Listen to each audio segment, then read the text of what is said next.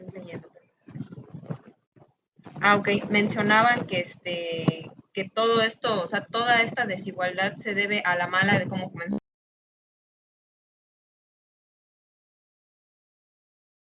Te dejamos de escuchar, Elvia. ¿Profe? Sí, adelante. Vamos allá trabajando, etcétera, cosas así, ¿no? Entonces, toda esta oportunidad que se les da a las personas privilegiadas son las que están perdiendo a las personas que no tienen pues, como que este mismo privilegio, ¿no? Del dinero. Todas estas personas sufren discriminación. Ok, entonces vemos también lo que nos comparte Elvia. ¿Profe? Sí, adelante, Fabiola. Ahora sí soy yo, Fabiola.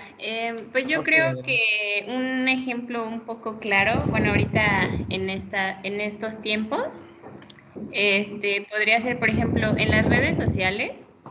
Hay mucha gente que tiene mucho talento, pero sin embargo, como podríamos decir, como no tiene como esa importancia de porque no es conocido, como que igual lo hacen a un lado y prefieren, por ejemplo, a alguien que ya es conocido solo por la cantidad de seguidores o cosas así. Entonces creo que igual eso es una desigualdad que no sé, por el simple hecho de que a lo mejor tienen un poco más que otros, aunque no tengan tanto, por ejemplo, talento o así, los hacen a un lado. O sea, comento esto porque es algo que pues se ve hoy en día en las redes sociales, que es algo que pues se utiliza mucho. Sí, claro, y estos talentos o esas aptitudes y habilidades de las personas que muchas veces no las vemos o que están opacadas por otras personas que tuvieron el recurso para poder, no sé, pagar una página web, tal vez recibir una capacitación para poder promover sus videos, los famosos youtubers, ¿no? Que tienen ese recurso para poder acceder a ese producto que ellos están vendiendo y poderse hacerse famosos, ¿sí? Entonces acá estamos hablando de una desigualdad de oportunidades en cuanto a las condiciones de educación se refiere, ¿no? Y es lo que vamos a ver el O tema sea, de hoy. que igual ay, perdón por interrumpirlo. Sí, O sea, sí, igual se puede adelante. decir que es como cuestión de suerte, ¿no? De cada quien, pero igual podemos ver como, por ejemplo, hay personas que son como más atractivas físicamente, entonces es lo que igual les hace así como, no, pues a este hay que elegirlo primero antes que no sea una persona que a lo mejor no es muy bien parecida. Entonces ahí también vemos una desigualdad, hablando pues del físico, que pues eso se podría decir que pues no tiene nada que ver porque es algo muy superficial. Bueno, tal vez esa desigualdad se vea presente cuando uno va a competir por algún empleo, sobre todo si es un empleo para presentar un programa de televisión o para participar en un evento de modas. Si se elige la gente o la persona por el físico, por su rostro y pues allá sí estaría, y no por su talento, porque hay personas que no tienen talento, solamente tienen un buen físico. Entonces ahí se estaría manifestando una desigualdad, ¿no? Si no, no se estaría manifestando. Sí depende del contexto en el cual se esté desenvolviendo esa acción. Fabio, ya una última intervención y ya nos vamos con la presentación. Adelante.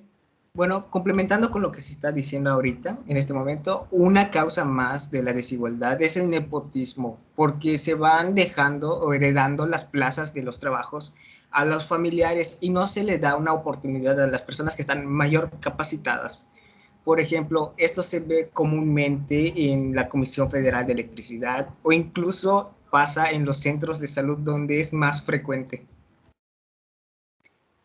Qué bueno que mencionas eso, Fabio, y lo vamos a mencionar más adelante cuando hagamos una revisión, ya no solamente de las plazas que se heredan, a pesar de que personas que no tienen preparación, pero porque tuvieron un papá o un padrino o un hermano o alguien en estas instituciones, pues heredan las plazas, ¿no? Y no dan la oportunidad para que una persona capaz pueda ocupar ese puesto.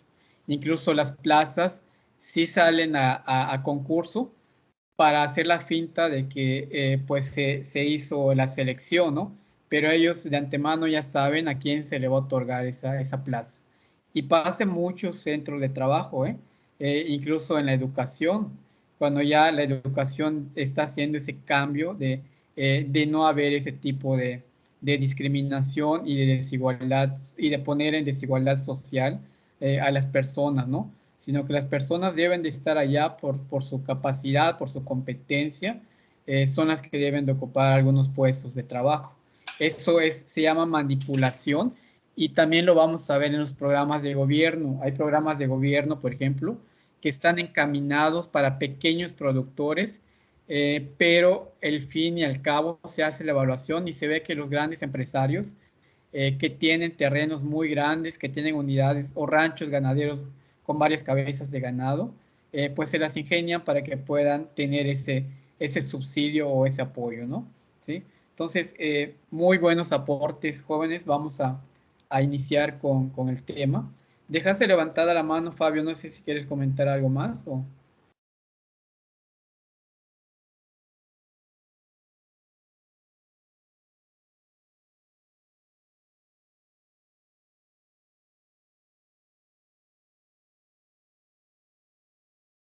¿Sí me escuchan?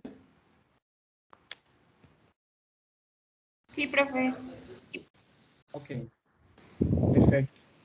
Entonces, vamos a ver esta breve presentación que les tengo preparado. Entonces, como les comenté el día de ayer, hoy iniciamos con la unidad 2. La unidad 2 se llama Educación y Aprendizaje Servicio para un Desarrollo Insostenible. ¿Sí? Ese es el título de la unidad. Y más adelante vamos a entender por qué.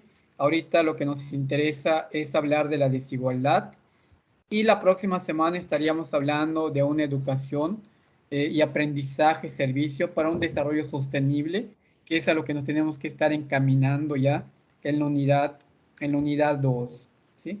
Entonces, la competencia de esta unidad, pues dice que reconoce las características de su educación universitaria de manera crítica y respetuosa como elemento fundamental para un desarrollo sostenible, ¿sí? Entonces acá también, después de haber visto los diferentes temas, vamos a abordar también la educación, cómo puede eh,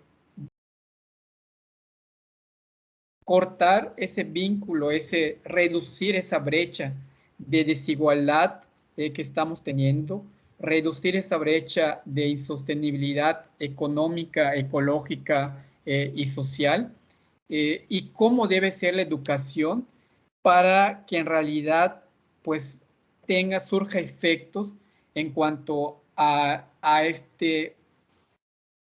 esta meta a nivel ya mundial, que es que los países tengan un desarrollo justo y sostenible, ¿sí? Entonces, a eso nos vamos a estar perfilando. Vamos a ver diferentes corrientes educativas. Vamos a ver también el perfil del profesor agente de cambio. Y vamos a aterrizar en aprendizaje, servicio, para promover el desarrollo sustentable. Aquí yo les doy una metodología. Eh, en esta unidad ya comienzan a pensar en su trabajo, comienzan a elaborar un proyecto y con la metodología que yo les voy a platicar más adelante, comienza ya a formularlo, ¿no? La metodología es el diagnóstico rural participativo y mediante este diagnóstico, pues vamos a elaborar propuestas para dar solución a esas problemáticas que encontramos o las propuestas que nosotros tenemos, cómo las vamos a ir desarrollando para promover lo que hemos aprendido en la unidad 2 y lo que estamos aprendiendo lo que aprendimos en la unidad 1 y lo que aprendimos en la unidad 2, ¿sí?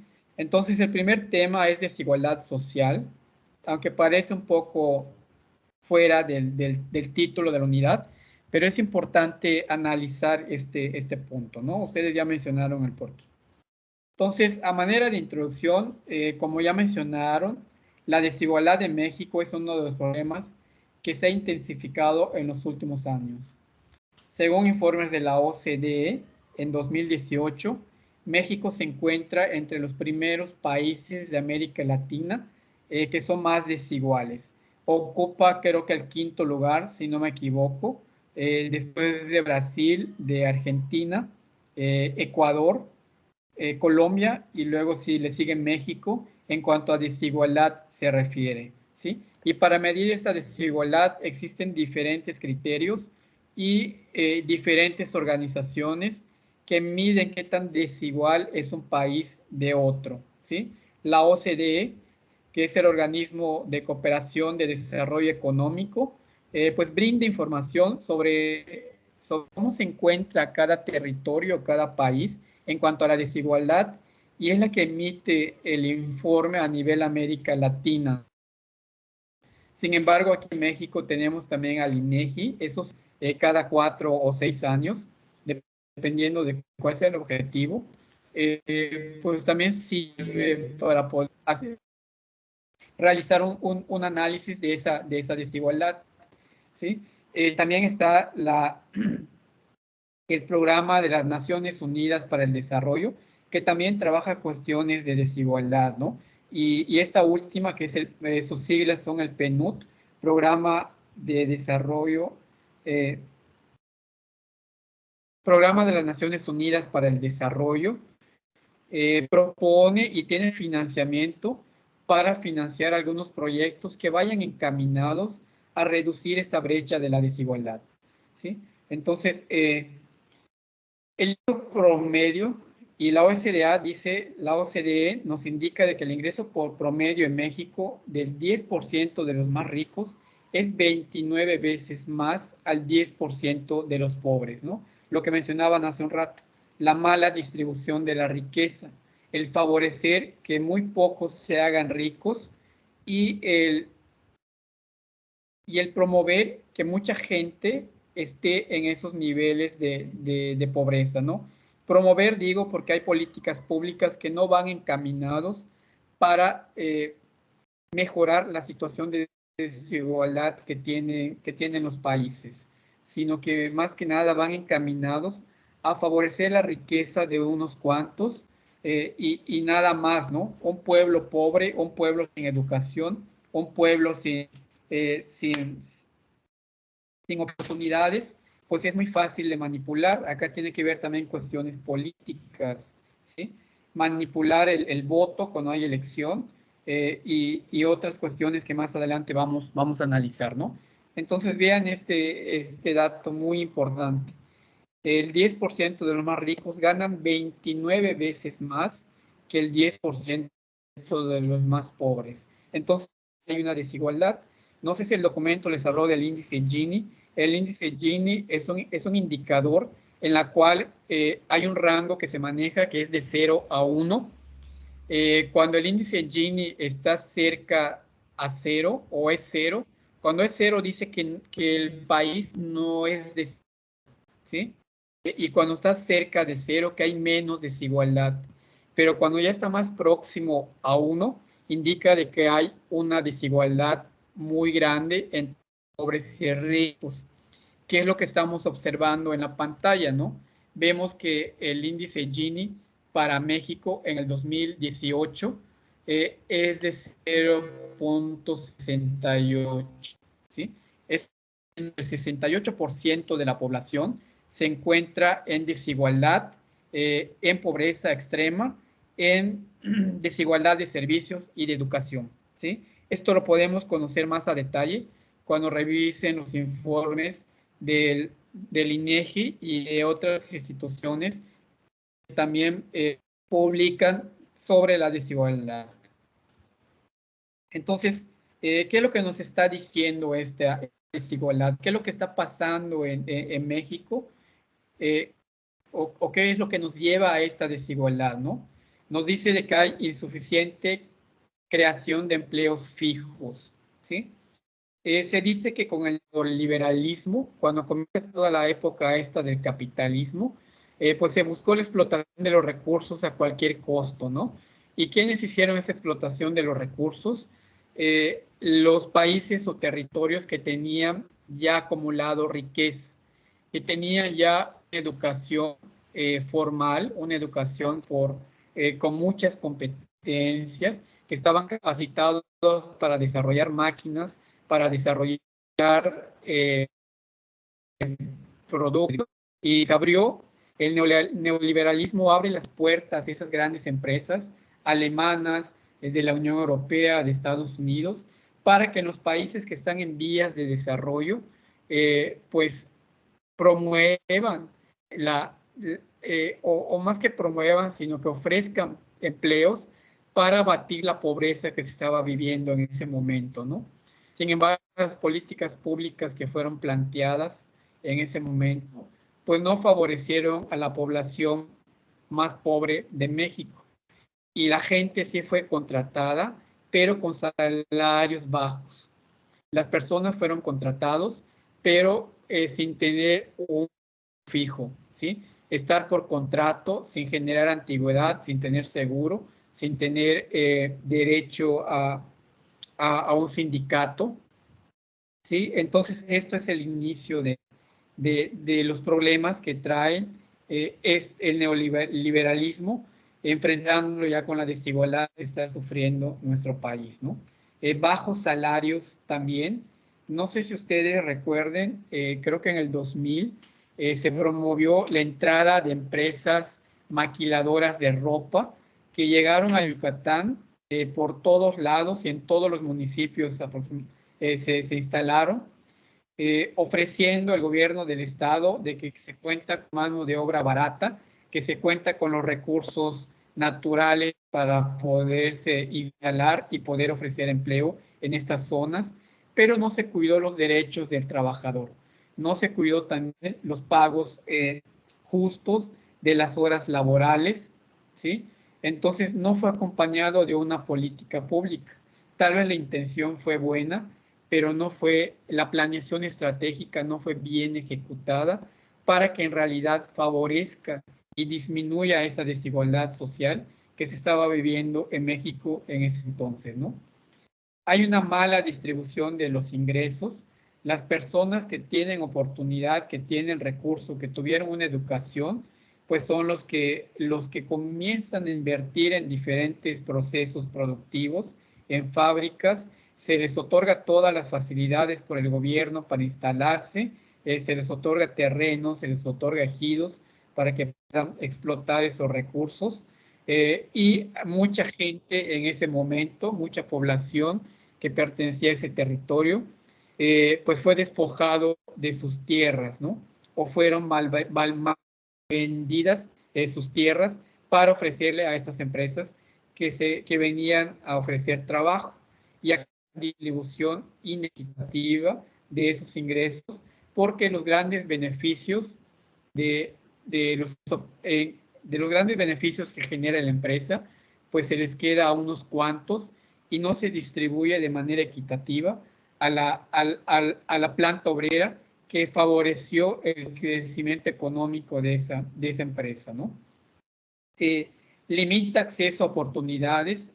También, cuando hablamos de oportunidades, estamos hablando de la educación, de servicios como salud, de servicios de vivienda y otros tantos, ¿no? Otros factores que también tienen que ver y se evalúan cuando se hace un informe de desigualdad social, ¿sí?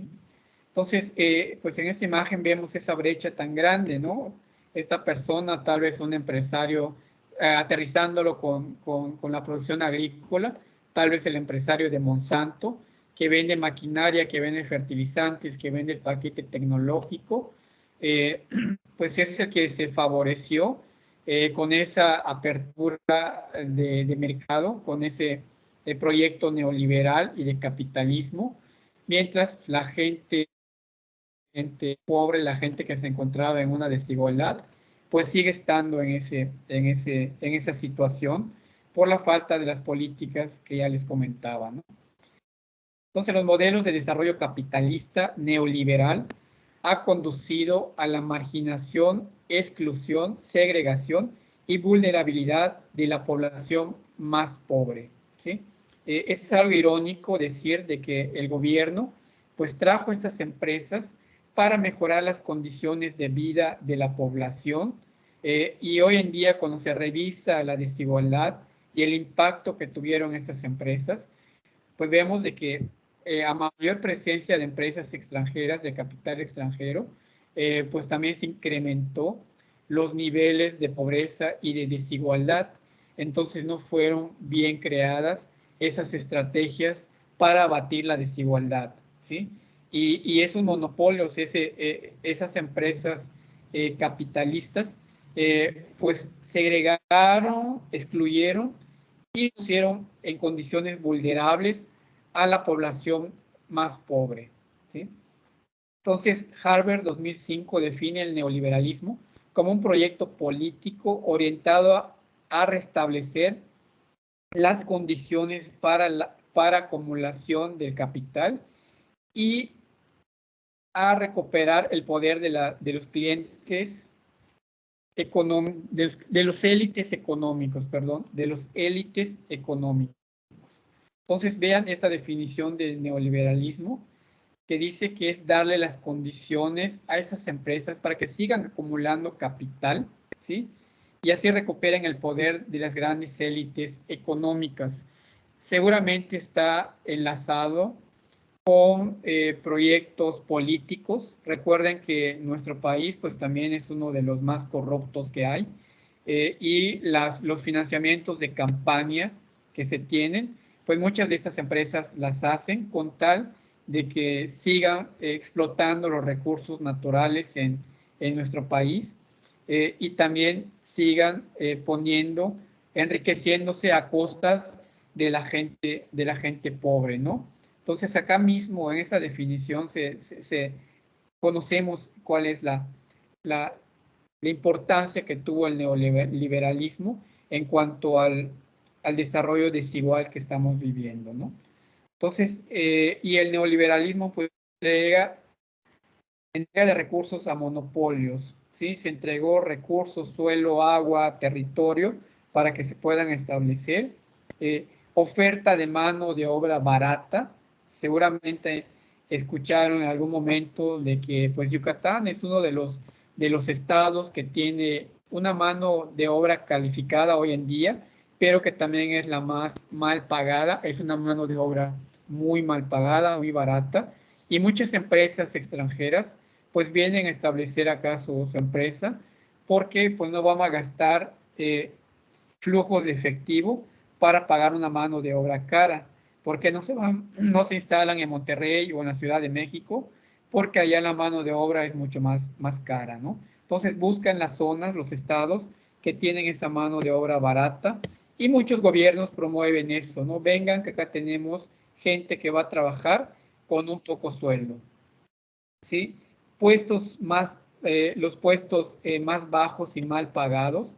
También cuando se inició todo este proceso del neoliberalismo, pues las empresas ya venían con su personal administrativo, con su personal que iba a capacitar a la gente para trabajar, los mejores ingenieros técnicos y todo que necesitaba la empresa, pues también lo traían. Entonces, los puestos que ofrecía para la población, pues eran los puestos de obreros en las cuales pues estaban mal pagados, ¿no? Y esto también haciendo referencia de que en ese momento, en ese entonces, hoy en día pues ya no es tanta esta afectación, pero hoy en día pues podemos ver, bueno, en ese entonces veíamos que había mucho analfabetismo, estoy hablando de los años 80, analfabetismo, personas que no habían concluido ni siquiera su primaria y muy pocos tenían una profesión y por lo tanto pues esas empresas trajeron su mano de obra calificada y dieron esos puestos más bajos para la población que estaba en ese entonces, ¿no? Trabajos más riesgosos también, los trabajos más riesgosos pues es lo que hace la gente de puestos más bajos y mal pagados. Entonces está mal distribuido el recurso de acuerdo al gasto de energía que uno hace para llevar el trabajo y también el riesgo que se tiene para ejecutar ese trabajo, ¿sí? Entonces, población con analfabeta, que en ese momento también se encontró. Y acá está el gran dilema que muchos decían, bueno, están las empresas que generaron recurso económico para ellas, que dieron trabajo a la gente pobre, a la gente de escasos recursos. Pero ¿por qué entonces no se planteó un programa de educación igual para las comunidades más marginadas y así puedan optar por puestos altos en las empresas, ¿no? ¿Sí? Ahora, pues gracias a los cambios que se han tenido en políticas públicas el principal objetivo de la educación, pues es abatir esta desigualdad social que estamos viviendo, ¿no? Una persona educada, una persona que pasó por la universidad, va a tener mejores oportunidades de empleo que una que solamente tiene su primaria, ¿no? Aunque pues México es muy diverso. Ya mencionaron, por ejemplo, gentes que están en puestos de trabajo, que no tienen ni siquiera la capacidad ni la preparación para ocupar esos puestos y aún ahí está, ¿no? Bueno, entonces dice, la creciente desigualdad en el mundo nos recuerda con dureza que el neoliberalismo y la globalización económica no han creado un ambiente contundente al desarrollo sustentable ni socialmente equitativo, ¿sí? Entonces, esas políticas que fueron desarrolladas en los años 80 para, en la cual se abrió las puertas a los mercados internacionales, a las empresas grandes que vinieran a instalarse en nuestro país, pues no generó ese ambiente de desarrollo sustentable, ¿no? Y tampoco fue socialmente equitativo en el reparto de esos recursos que se tenían.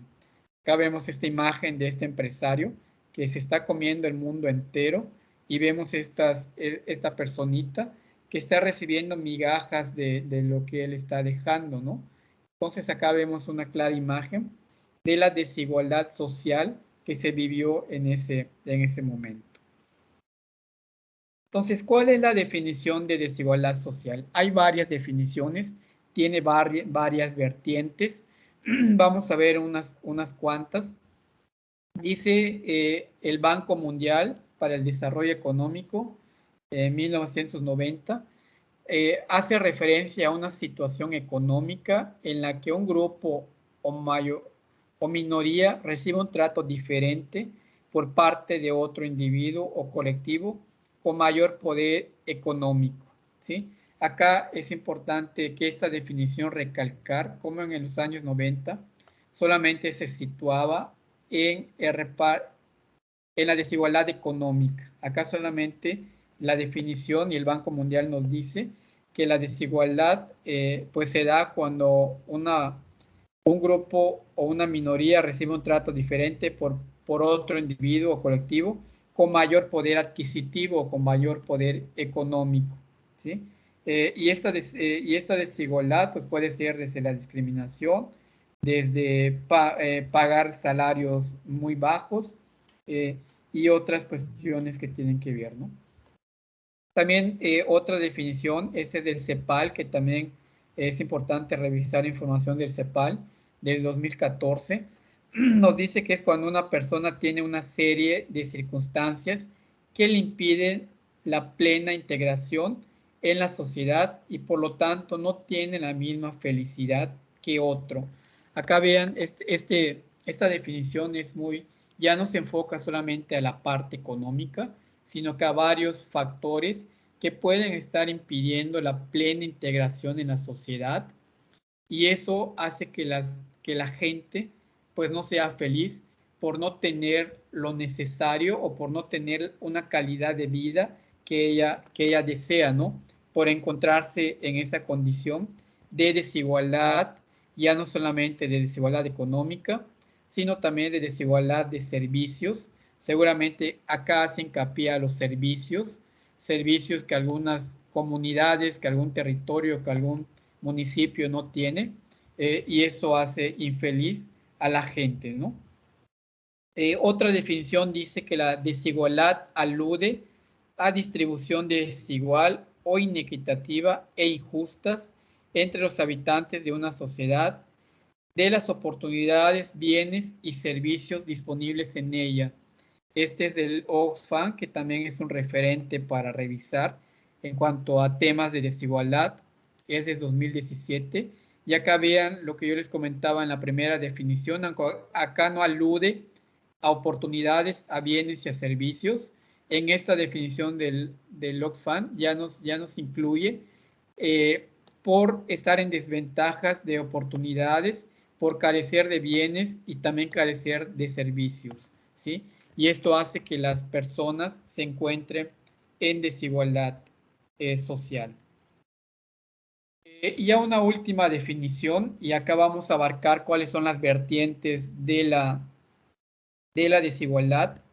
Nos dice este autor, Pickert, 2009, en la cual dice, nutre los estudios sobre la desigualdad, haciendo alusión en que la desigualdad no solo tiene que ver con la riqueza o carencia de ello, sino que también tiene que ver con el reconocimiento de los conceptos de respeto, de solidaridad, de estigma, límites simbólicos, fronteras morales, entre otros aspectos. Acá vean también cómo ya incluye algunos hábitos y comportamientos morales de personas que también pueden estar incursionando o cayendo en una desigualdad social. Por ejemplo, cuando tenemos una falta de respeto de un vecino o algo, pues también allá puede haber una situación de desigualdad social, ¿no? Cuando perdemos esta división, la solidaridad, el apoyo mutuo, el desarrollo comunitario, el tener objetivos en común para proyectos, también estamos cayendo en desigualdad, ¿no? Y cuando estigmatizamos a un grupo, por ejemplo, indígenas que nosotros vemos como gente pobre, indígenas, por ejemplo, que los vemos como ignorantes, como personas sin educación, como personas que vienen del monte, ¿sí? Estamos estigmatizando, estamos haciendo también, estamos creando una desigualdad ahí, ¿no? En cuanto a las fronteras morales, igual tiene que ver con valores que nos inculcan en nuestra formación, desde la familia hasta la escuela. Entonces también esas fronteras morales que muchas veces no conocemos o somos personas amorales, pues no podemos estar ocasionando también desigualdad en ciertos grupos productivos.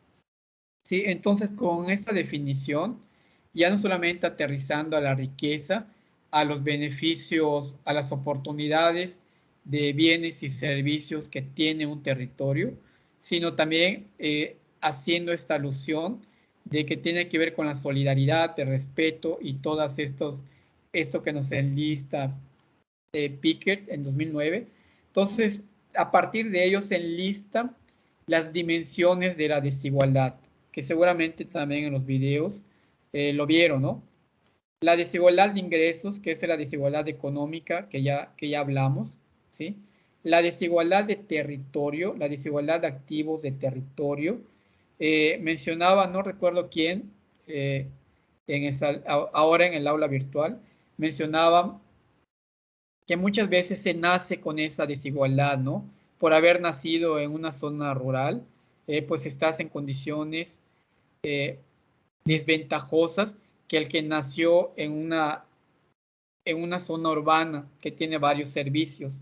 Entonces también hay una desigualdad de territorio y esto también lo vamos a analizar. Desigualdad de acceso a servicios, ¿sí? A servicios básicos, agua, luz, caminos transitables, calles limpias, servicios de salud, servicios de educación, servicios en general, ¿no? Desigualdad de oportunidades en la educación, que también se enlista. Desigualdad de poder e influencia en la participación política, que también se da desigualdad a nivel de políticas públicas, ¿sí? Entonces, estos 5 puntos, hoy en día, cuando esas instituciones, el PNUD, la OCDE, el INEGI, cuando hace este tipo de informes, se aterriza en esos 3 puntos, ¿no? La desigualdad social, cómo está distribuida la riqueza, cuánto está ganando un obrero hoy en día en Yucatán y cuánto está ganando un obrero en la Ciudad de México o en Monterrey, ¿no? La desigualdad de territorio, cómo está contribuyendo esto, incrementar el índice Gini de desigualdad, ¿sí? Desigualdad de acervos a servicios, se analiza educación, salud y servicios básicos que necesita la comunidad, ¿no? Entonces vamos viendo por una, desigualdad de ingresos, dice que es referido a la distribución de bienes y recursos económicos partiendo del análisis de los ingresos laborales, ¿sí? Entonces mide el nivel de concentración que existe en la distribución de los ingresos en la población a partir de valores que van entre 0 y 1, y esto es lo que es el índice Gini, ¿no? Les comentaba que el índice Gini, mientras más cercano esté al 0, es un territorio menos desigual, y mientras más cercano esté al 1, es un país o un territorio muy desigual. Vean, dice México es un país con una desigualdad económica alta en comparación con otros países, con un coeficiente de Gini de 0.086, está más próximo al 1, y acá nos dice que la población, más del 70% de la población, se encuentra en una situación de desigualdad, ya sea en pobreza, de servicio, de territorio o de educación, ¿sí?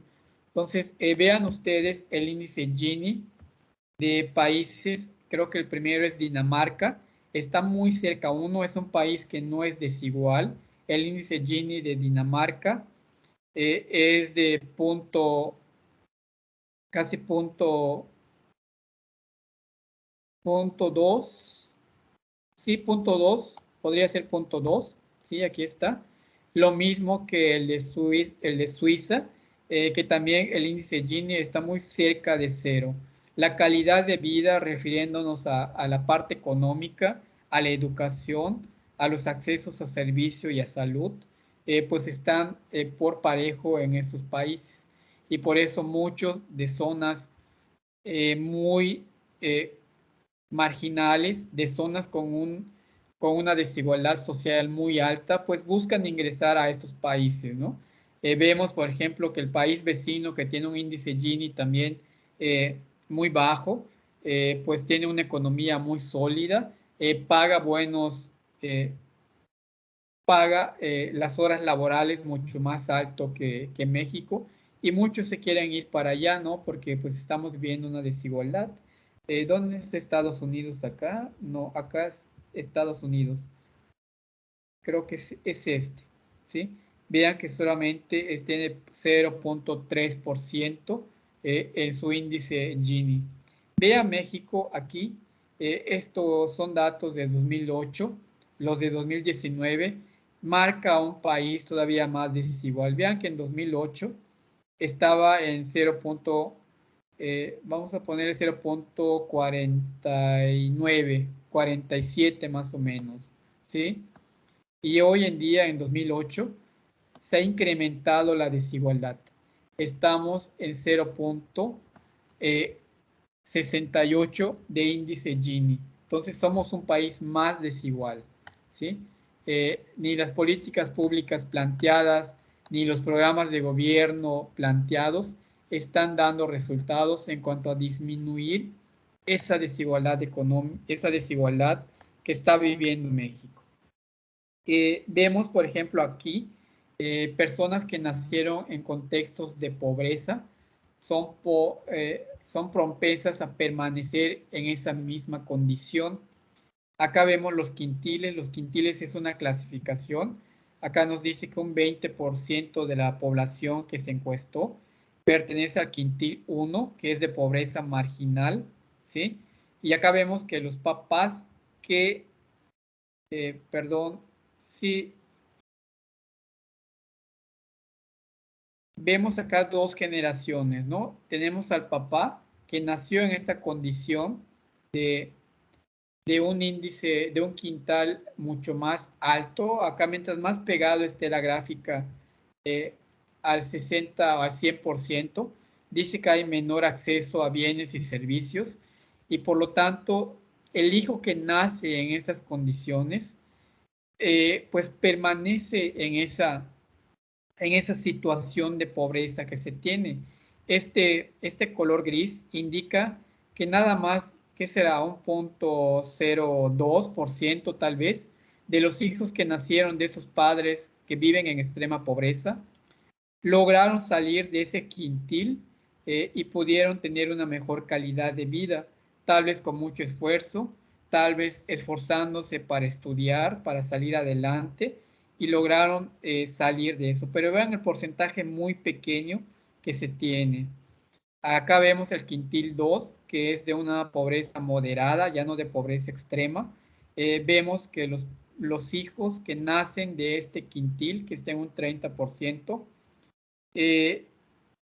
casi, ¿qué será? Un 5% son los que salen de esa situación de pobreza. Vean acá este quintil hace referencia a personas que tienen una calidad de vida media, ¿no? Que les alcanza el dinero para poder pagar una escuela de un hijo, para poder pagar servicios y bienes consumibles. Y acá vemos que aparecen iguales, ¿sí? Casi iguales se mantienen. El porcentaje de padres que nacieron en este quintil es el porcentaje de hijos que tienen un poquito menos, ¿no? Que están en este quintil. Vean qué es lo que ocurre con padres que son ricos, que tienen mucho capital de dinero acumulado. Vean acá, que acá pasa lo contrario, ¿no? Los grandes empresarios que tienen recursos económicos infinitos, vemos que los hijos también salen de ese quintil y ese quintil se incrementa todavía más, seguramente porque aquí tuvieron la oportunidad de ir a una escuela pagada, a una escuela privada, incluso muchos los mandan al extranjero, ¿sí? Son herederos de fábricas, son herederos de una gran fortuna, son herederos de activos fijos, de casas, de terrenos, y por eso se incrementa más el porcentaje de hijos que está en este quintil. ¿Sí me explico? ¿Sí entendieron la gráfica? Sí. Sí, maestro, sí es claro. Sí, maestro. ¿Sí? El rojito representa los de padres, por así decirlo, rurales y el gris es el de padres urbanos, ¿no? Más o menos, algo así quise dar a entender, ¿no? O sea que... No precisamente. Son dos generaciones que se están evaluando aquí. Tenemos una generación que es la de el rojo, hijos en quintil 1, y tenemos una en hijos de quintil que están en el quintil 5, ¿sí? Entonces, estos de la primera generación que nacen en esta condición de extrema pobreza, muy pocos de sus hijos llegan al quintil 5, a este quintil que tenemos aquí, ¿sí? Llegan a tener dinero, a tener riqueza, a tener recursos económicos para tener una calidad de vida mejor. Vemos que aquí solamente será un 1%, 2%, más o menos, que no tienen las mismas oportunidades que tuvieron estos, que los padres pues tienen recursos económicos, son dueños de fábricas, son empresarios, los hijos seguramente los mandaron a escuelas privadas, cuentan con todos los servicios, tienen una herencia grande en cuanto a riqueza y por lo tanto el quintil es mucho más alto en estos padres que tienen ese mayor acceso a bienes y servicios. Sí lo podemos hacer referente hacia zonas rurales, pero la gráfica no representa eso, ¿sí? No necesariamente tiene que ser en zonas rurales. También en las zonas urbanas hay gente que vive en extrema pobreza y también acá se está reflejando, ¿no? Por ejemplo, no sé si conocen el sur de Mérida o alguien es del sur de Mérida. hay mucha gente que vive allá en condiciones de extrema pobreza. Por ejemplo, cerca de la facultad hay gente que vive en casitas de cartón, sin luz, sin ningún tipo de servicios. Y los hijos pues no tienen acceso para ir a la escuela o no tienen el recurso para mandar a los hijos a la escuela, ¿sí? Y eso hace que permanezcan todavía más, que más población esté permaneciendo en esa situación de pobreza, ¿sí? A eso se refiere esta gráfica. Y si ahora quedó un poquito más claro. Sí, sí, maestro, gracias. Sí, profe. Muy bien, perfecto. Entonces, dime. Escuché una voz ahí.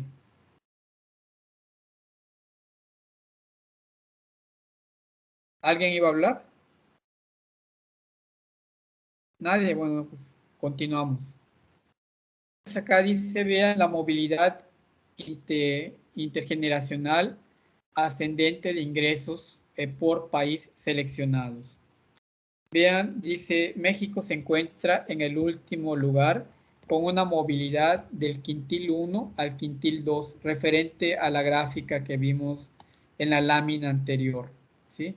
Entonces dice que hay muy poco crecimiento, los que nacen en el quintil 1, es muy poco el porcentaje que pueden pasar al quintil 5, donde pues acá ya no se encuentran en situación de desigualdad, porque seguramente tuvieron educación, tienen riqueza económica, no sufren de discriminación, tienen todos los servicios. Y dice, de 2.1% de la población es la que pasa del quintil 1 al quintil 5, ¿no? El 2.1% es lo que veíamos en la gráfica, es lo que yo les decía acá. Les decía que es 1.5 o 2 y acá ya nos los confirma, ¿no? Nos dice que solamente el 1.2 del quintil 1 pasa al quintil 5.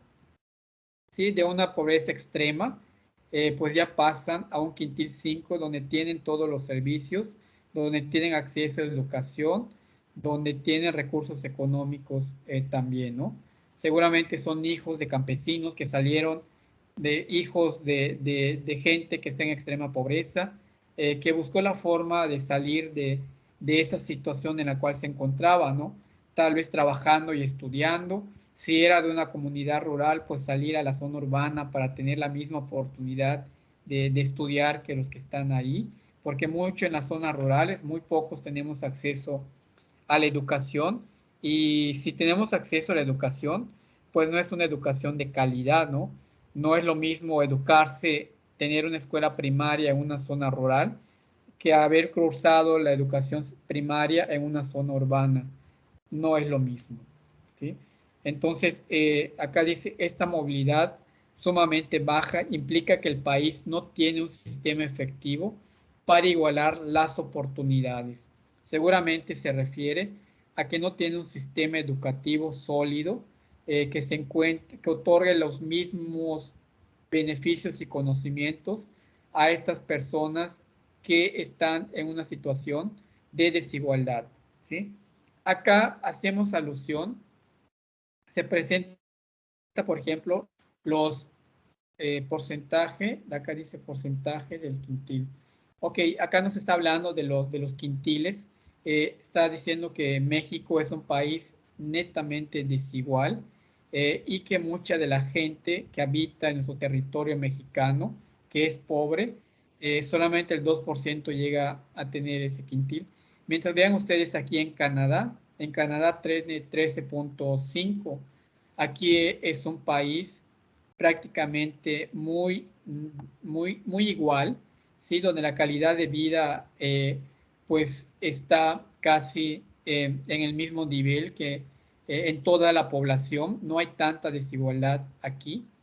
Vemos, por ejemplo, en Estados Unidos 7.5 es el porcentaje de los que se encuentran en el quintil 1 y pasan al quintil 5.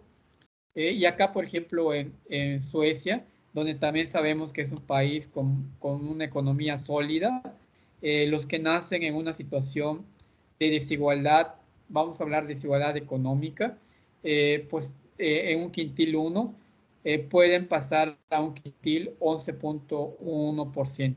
Entonces, ¿qué quiere decir esto? Que aquí hay políticas públicas tal vez becas para estudiar, tal vez pago de mejores salarios, tal vez acceso a servicios, políticas públicas encaminadas para abatir esa desigualdad que se tiene, ¿no? Mientras que aquí en México, pues no se tienen esas políticas públicas, y es lo que nos está diciendo esto, ¿no? Dice, no tiene un sistema efectivo para igualar las oportunidades con los otros países.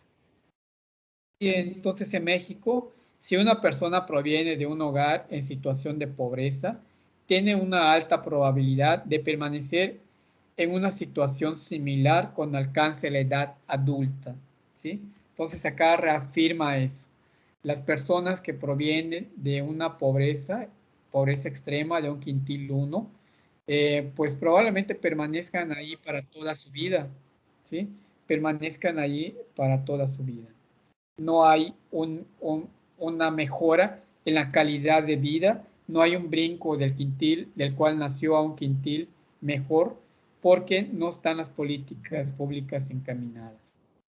La OCDE nos dice que en el 2008, me faltó un cero acá, recomienda que para que haya igualdad laboral entre género, se requiere que el 44% de la población en edad laboral sea mujeres, y la mitad acumulada es de 33%. Acá estamos hablando de una desigualdad también de género en cuanto a oportunidades de empleo y en cuanto a sueldos pagados, que también es parte del análisis de la desigualdad económica que se tiene. Entonces vemos en la práctica, las mujeres con bachillerato y con universidad no han aumentado su porcentaje de empleo desde 2005, ¿sí? Por falta de políticas públicas encaminadas en la equidad de género. Afortunadamente, desde 2010 se está trabajando con políticas que tienen que ver con equidad de género, y las políticas de desarrollo sustentable del país aterrizan esas propuestas de proyectos, de programas encaminados a abatir esa desigualdad de género. Y hoy en día, pues ya vemos mujeres exitosas, mujeres que pasaron, que son universitarias, que son emprendedoras, que están ganando sueldos al igual que los hombres, que tienen esos mismos derechos de tener ese pago digno, ¿no? Cuando todo, en los años 80 nuevamente, cuando las mujeres comenzaron a tener derecho a la educación, pues sí se graduaban, salían con buenos promedios, pero por el simple hecho de ser mujeres, pues las empresas no las contrataban, ¿no? O si las contrataba, les pagaba un menor sueldo que los hombres en ese entonces. Hoy en día ya eso se castiga, ya existen políticas públicas. Si hay discriminación de género en cuanto a tener oportunidades de empleo, en cuanto a tener oportunidades laborales, ya están las leyes que pueden respaldar a esta población que está siendo discriminada en cuanto a los empleos, ¿no? Sí, ¿qué más podemos decir? Aquí en cuanto a los salarios, vean por ejemplo los salarios mínimos que se tienen distribuidos. Acá creo que están media superior, que es el color rojo, es este. Secundaria terminada en color gris, primaria completa, que es este color un poco más claro, y primaria incompleta es este. Entonces, esto hasta en el 2017 son los sueldos pagados, a ver, media de ingresos por hora trabajada, según el nivel máximo de instrucción. Entonces, este dinero que vemos acá, pues es lo que se paga por horas trabajadas, de acuerdo a la preparación que se tenga, ¿no? En el caso de primaria incompleta son 19.57 pesos. Para el nivel primaria completa, 22.50. y para secundaria 25 y media superior o superior 35.5. ¿Qué es lo que nos muestra esto? Sí nos da una idea del pago por horas laboradas de acuerdo a tu nivel educativo que tengas, ¿sí? Pero también nos recalca de que esos sueldos han ido bajando. Incluso hoy en día dicen, no basta con ser profesionista para tener una mejor calidad de vida o para tener un empleo en el cual te paguen, sea bien retribuido por el esfuerzo que hiciste por estudiar, ¿no? ¿Sí? Vemos que aquí los que tenían en 2002 hasta el 2018, hasta el 2008, que es esta, había un incremento en cuanto al pago por horas laboradas en cuestión del nivel educativo que se tenía. Vemos una tendencia de la caída de los sueldos, ¿sí? Incluso ahora ya no te piden una licenciatura para poder tener una mejor calidad de vida, sino que también te piden ya una maestría o un doctorado y poder tener una mejor calidad de vida. Y acá lo estamos viendo, no basta con tener una educación superior en cuanto a los salarios que se están pagando, ¿no? Y eso porque está mal encaminada las políticas públicas en cuanto al pago de servicios, ¿no? En 2007 el ingreso medio era poco mayor a 6,000 pesos al mes, mientras que en 2017 era de casi 5,200, 13% de disminución en su valor real. Entonces acá nos reafirma esto que vimos en la gráfica anterior, ¿no? La caída de los salarios, y esto nos hace tener más desigualdad, ya que en el 2007 se pagaba 6,000 pesos al mes. No dice si es superior o no dice el nivel educativo, pero nos da una idea, y la comparación es la misma, diciendo de que son 800 pesos menos que se dejan de percibir en el 2017. Y en los países desarrollados, en los países que tienen una desigualdad baja, los ingresos, el pago por trabajo laborado debe de ir en incremento, ¿sí? Debe de estar incrementando los ingresos obtenidos por las horas laboradas trabajadas, y en este caso vemos que México no está en decadencia, ¿no? Y en cambio se incrementa la canasta básica. No sé si han visto que, por ejemplo, ahora para poder hacer la comida del día, mínimo necesitas, no sé, unos 150, 200 pesos para poder comer, ¿no? ¿Sí? Y esto no es equitativo con los sueldos que se están pagando hoy en día.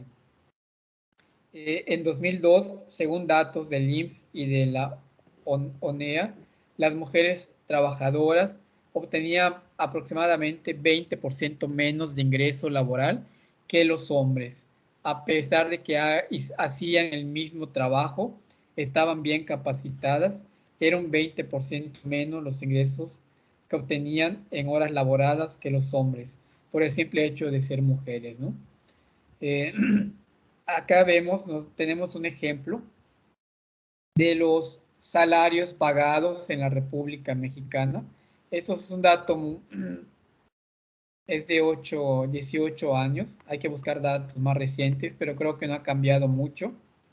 Y vean, por ejemplo, en Yucatán se encuentra en salarios muy bajos. Los salarios son muy bajos y por eso las empresas vienen acá, porque pagan sueldos a los obreros muy, muy, muy bajos, ¿no? Mientras, por ejemplo, muy altos, que es este color, vemos acá, esto creo que es Monterrey, si no me equivoco, está la Baja California, y algunos, acá debe estar también el DF, debe estar Jalisco, que tienen los salarios mejores pagados en la República Mexicana, mientras que en Yucatán los salarios son muy bajos.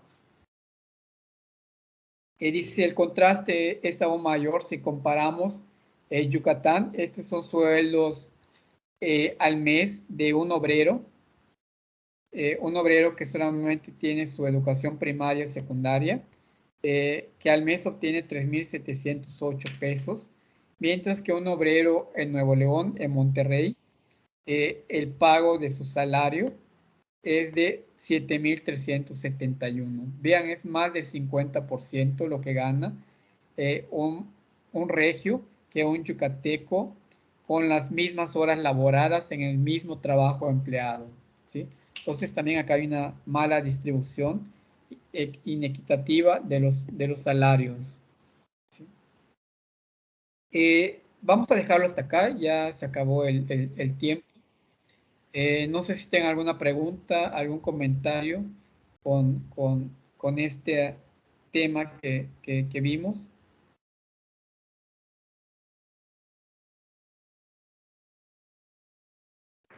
Profe, igual, pero en Monterrey, o sea, sí pagan, entre comillas, más, pero igual ahí la vida es más cara, ¿no? Sí, también te estás en lo cierto, ¿no? El salario mínimo es mucho más alto, pero también la vida es más cara, ¿no? Los bienes y servicios ahí también son caros, ¿sí? Entonces también eso se tiene que evaluar, pero no es tan desigual, es lo que quiere mostrar esa gráfica que yo les enseñé, en cuanto a reparto del pago de salarios en estas zonas, haciendo la comparación, por ejemplo, con Yucatán, con todos los estados que están en el sur y el sureste de la República Mexicana, que tienen salarios también muy, muy bajos. Sí. Profe, Dime. también hablando de salarios, yo que vengo de Guadalajara, allá la vida no es barata, pero también los salarios, digamos que no son pues los más justos, o sea, sí nos dan el salario mínimo y para encontrar un buen trabajo pues sí nos piden demasiado, pero a veces la gente no lo logra, entonces hay mucha gente que le cuesta tener una buena vida o pues está en sus límites, de que no logra vivir pues bien realmente, que casi vive en la calle.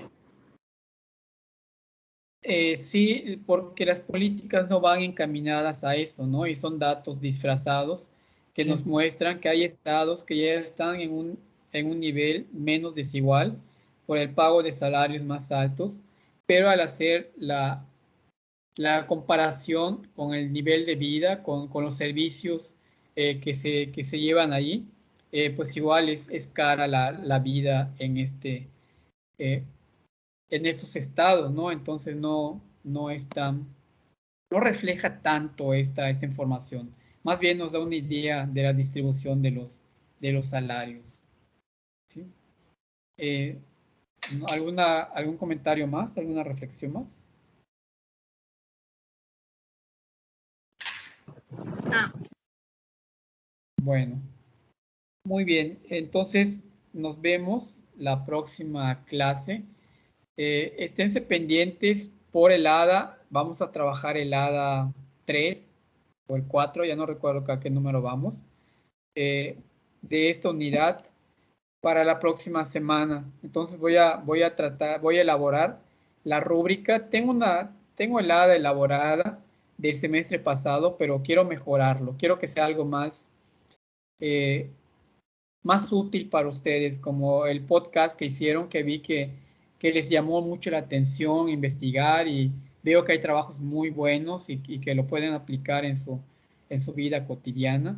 Entonces voy a hacer algunas modificaciones y se los comparto en el transcurso de estos días, ¿sale? Solamente para que estén pendientes. De todas formas, si subo las instrucciones, les mando mensaje en el grupo y también les llega la notificación directamente a su correo, ¿no? De que hay una actividad por realizar.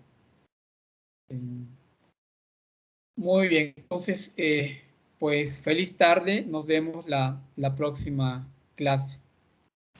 Ok, profesor, gracias. Igualmente, profe. Hasta luego, profe. Muchas Bueno, gracias. Gracias, profe. Hasta luego. Bien. Adiós. Bueno, Bueno, profe. maestro.